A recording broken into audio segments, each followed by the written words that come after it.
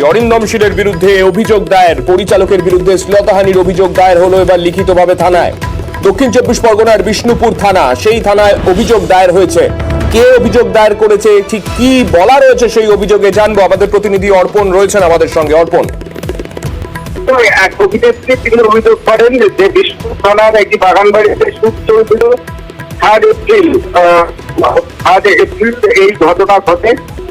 যখনই এই শুটিং চলছিল তখনই এই শুটিং চলার নেক্সট যে শুট হবে সেই শুটের জন্য তিনি সেই শুটিং এর যে অভিনয় সেটা দেখাতে গিয়ে তার সঙ্গে তাকে হানি করে অভিযোগ দায়ের করা হচ্ছে বিষ্ণুপুর থানায়। এবং বিষ্ণুপুর থানার ঘটনা যে ঘটনা ঘটেছে সেই ঘটনার লিখিত আকারে অভিনেত্রী জমা দিয়েছেন। ইতিমধ্যে এই ঘটনার তদন্ত শুরু হয়েছে।